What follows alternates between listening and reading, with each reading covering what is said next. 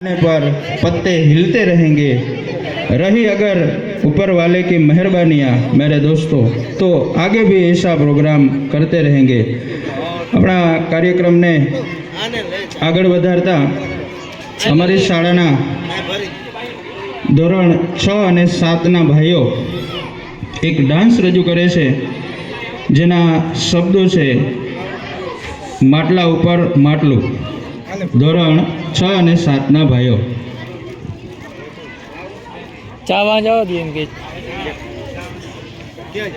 વાહ જો પરબતભાઈ પા